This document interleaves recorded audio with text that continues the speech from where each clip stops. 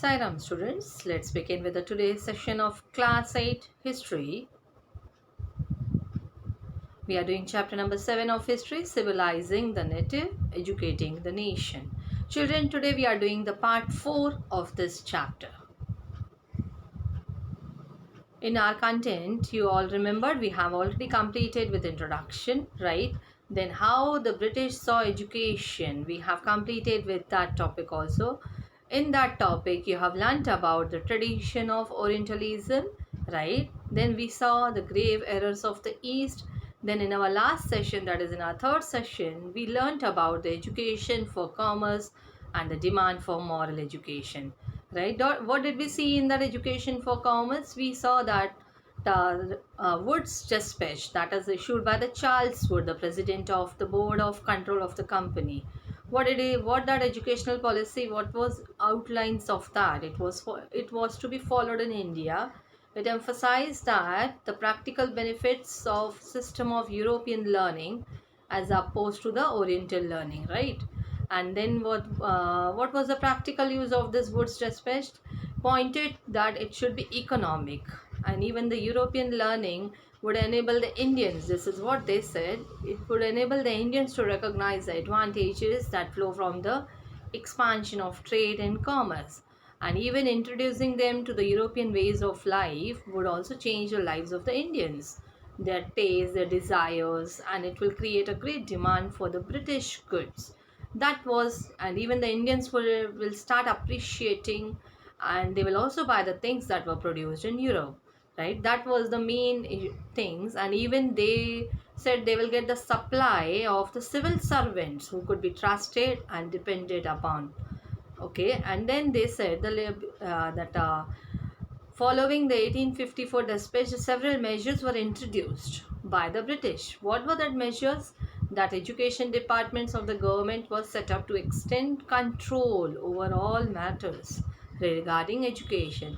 Even the steps were taken to establish a system of university education, right? Then we saw the universities were being established in Calcutta, Madras, and Bombay. Then even the attempts were to bring about the changes within the system of the school education, right?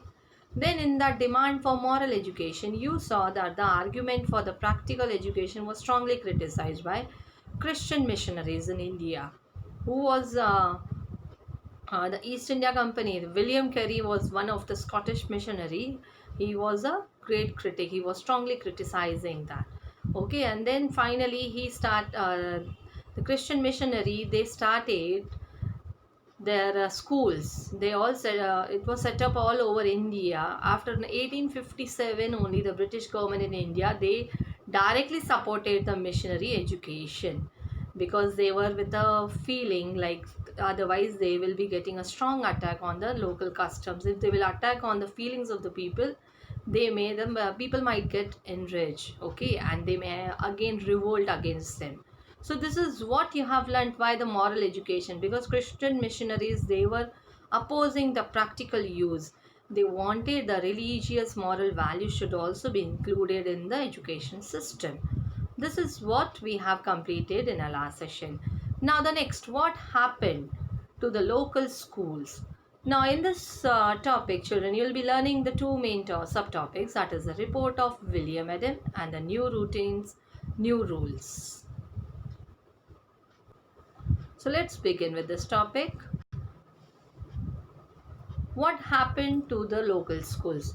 Do you have any idea of how children were taught in pre-British times? And have you ever wondered whether they went to schools?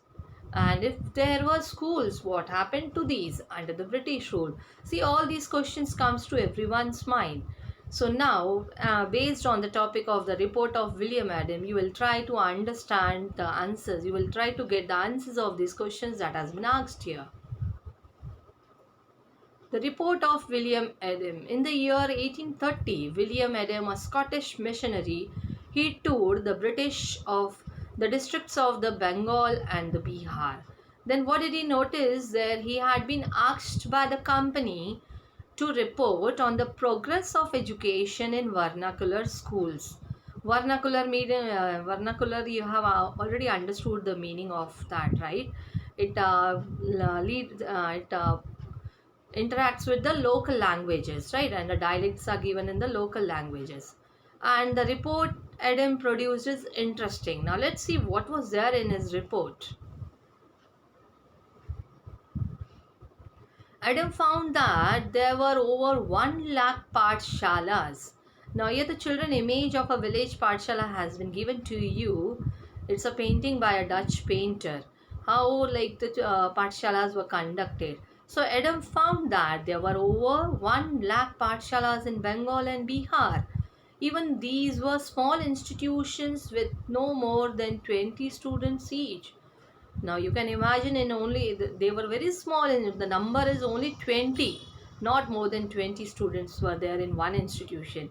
But the total number of children being taught in these pathshalas was considerable, over 20 lakh. So these institutions was set up by a wealthy people or the local community.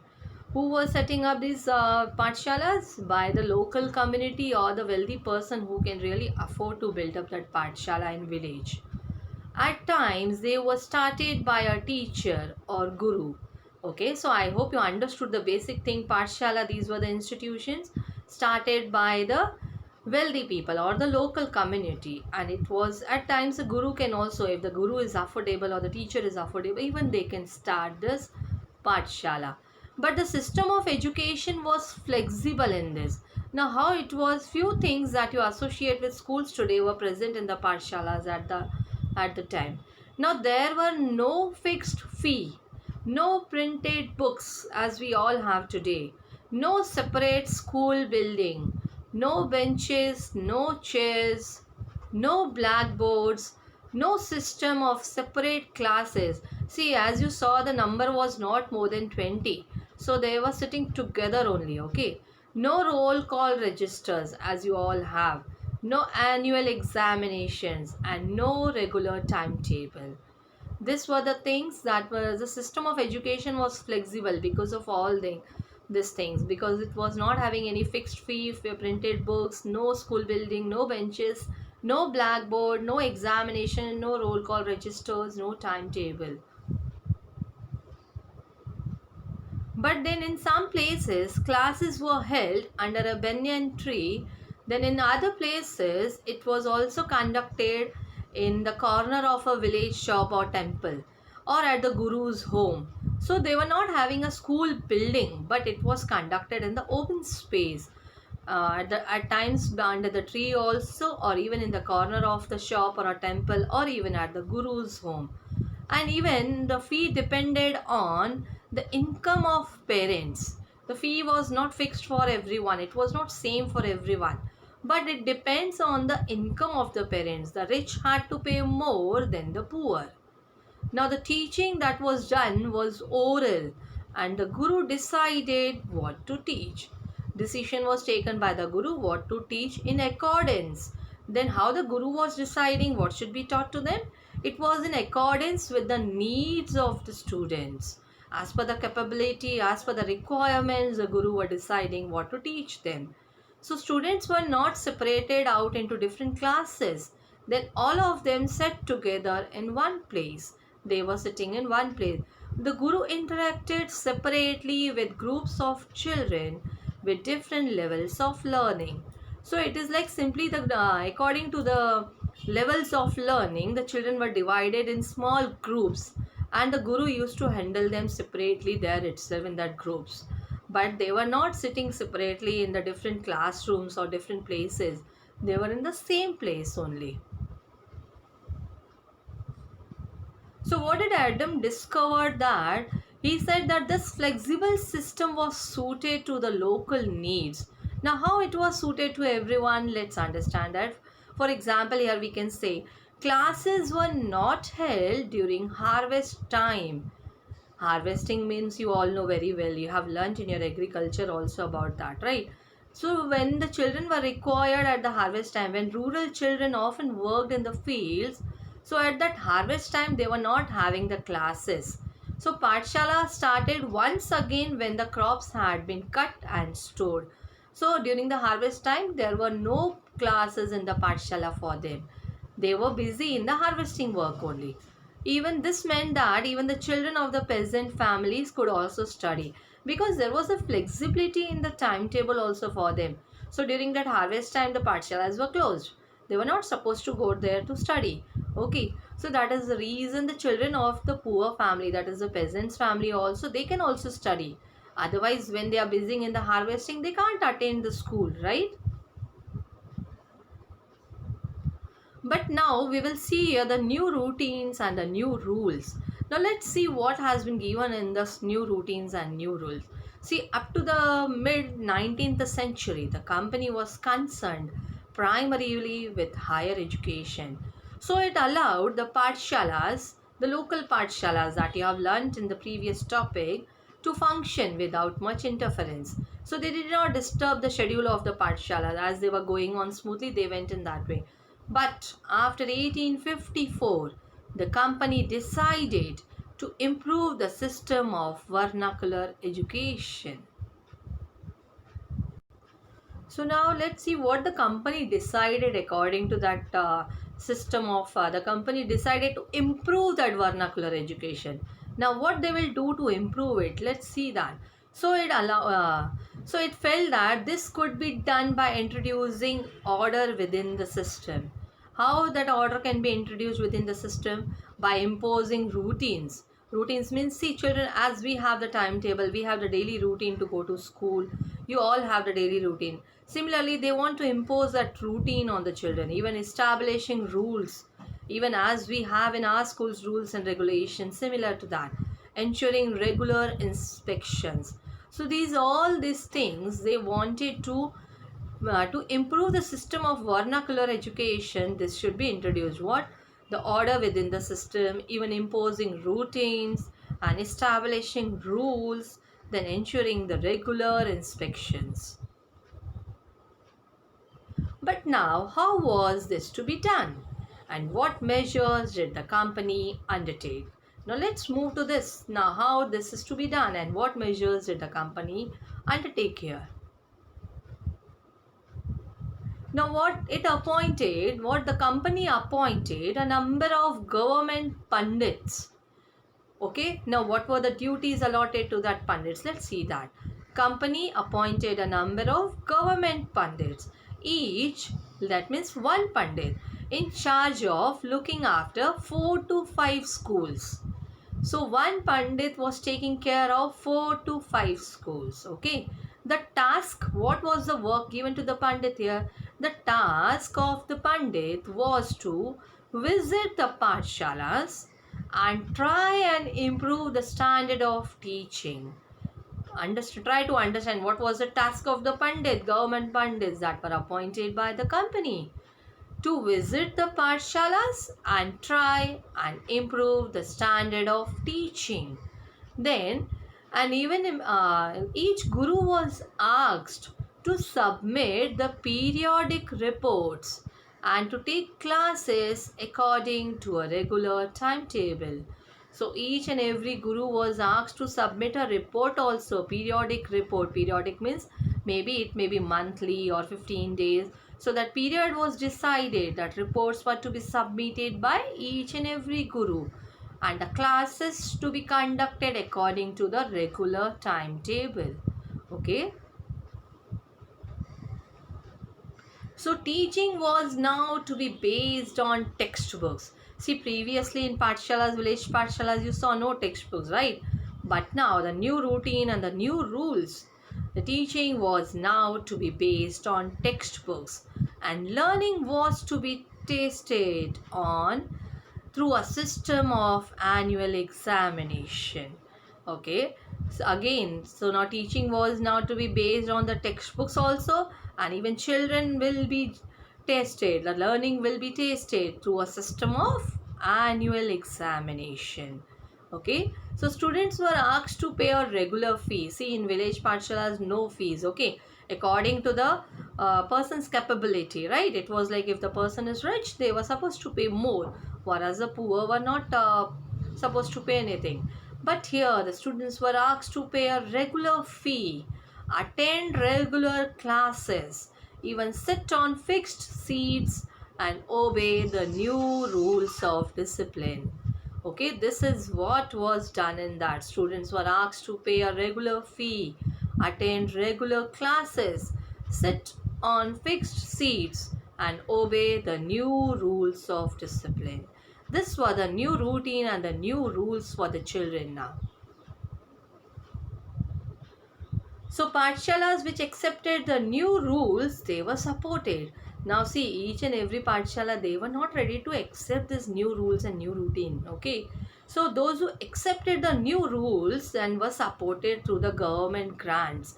You all know the government gave the grants, that is the concessions. Okay. So the company, British government was supporting them. They were giving them the grants to that pathshalas only those who were supporting these new rules.